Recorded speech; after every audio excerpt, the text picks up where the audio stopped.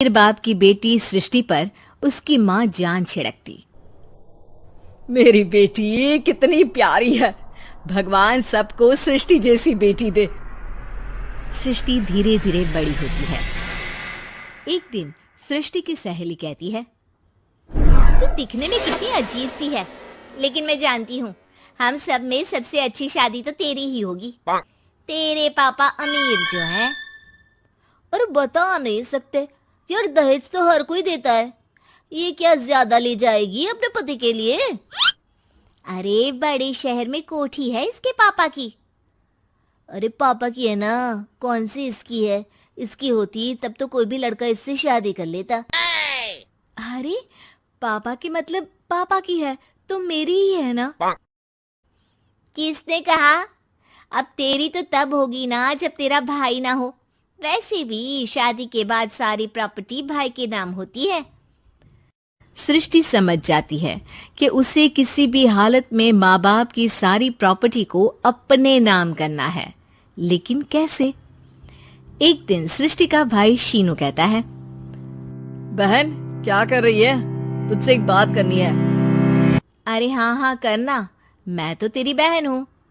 बहन मेरी लाइफ में ना एक लड़की है, बहुत अच्छी है। मैं सोच रहा हूँ माँ और पापा से बात करूँ शादी के लिए।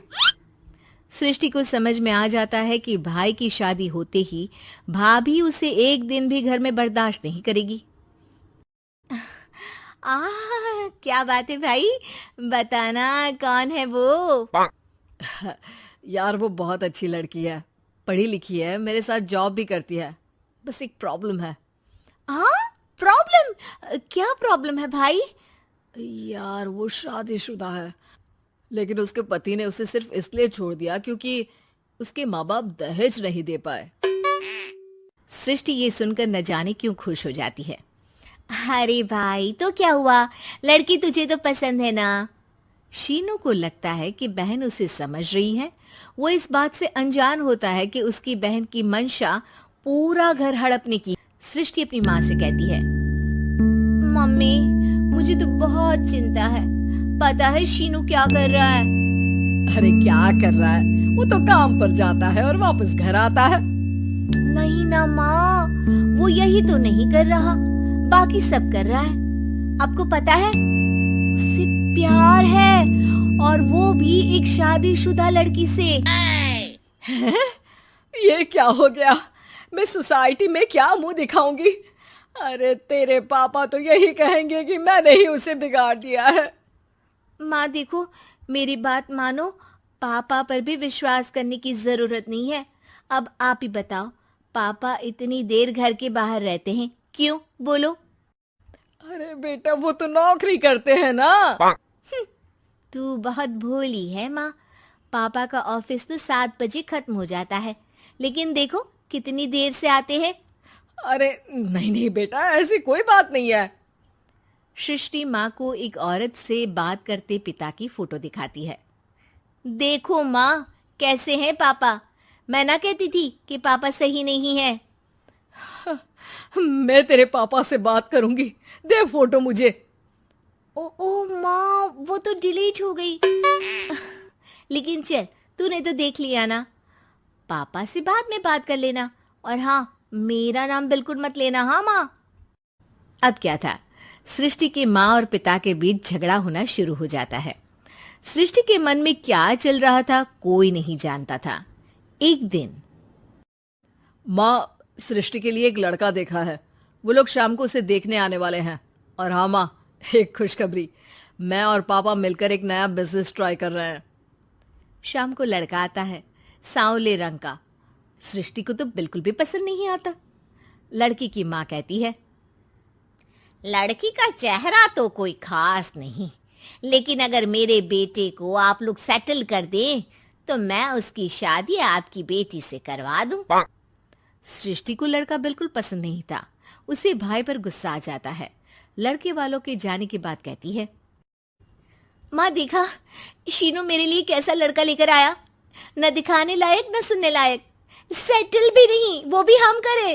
अरे माँ, मैं जानती हूँ ये मेरी शादी किसी भी घर में क्यों करवाना चाहता है। अरे कैसी बात कर रही है बहन, तूने तो देखा ना, लड़के को मैंने ही मना कर दिया तुझसे शादी के लिए। जिसने लड़का बताया था उसने उसकी बहुत तारीफ की थी। बात आई गई हो जाती है, लेकिन सृष्टि का मन शांत नहीं होता। क्या करूं, कुछ समझ में नहीं आ रहा। मेरी शादी हो गई तो ये लोग पूरी प्रॉपर्टी शीनू के नाम कर देंगे, मेरे हाथ तो कुछ लगेगा ही नहीं। तभी सृष्टि को आइडिया आता है। वो किसी वकील को फोन करती है। जी देखिए, अगर आपके मम्मी पापा का तलाक हो जाता है तो आपके पिता की आधी प्रॉपर्टी आपकी माँ के नाम हो जाएगी, फिर उसे वो किसी को भी दे सकती है। सृष्टि अब माँ को बेटे के खिलाफ भरती है। माँ, शीनू पर नजर रखा करो, वो जिस लड़की के प्यार में है ना वो शादीशुदा है। यहाँ आएगी, सारा पैसा, रुपया, जमीन, जायदाद सब हड़प लेगी। पापा का भी हाल तुमसे छुपा नहीं है। ऐसा ना हो कि मैं और आप एक दिन सड़क पर भीख मांगे। हे भगवान, मैं तो जीते जी मर जाऊंगी अगर ऐसा हो गया तो। ऐसा हो गया नहीं माँ, ऐसा ही होगा। अभी समय है, आगे का सोच लो। मैं तो कहती हूँ पापा से आधी प्रॉपर्टी लेकर अलग हो जाओ। पापा की आधी प्रॉपर्टी भी हम लोगों को अगर मिल जाती है ना तो अगले 7 जन्म सफल समझो।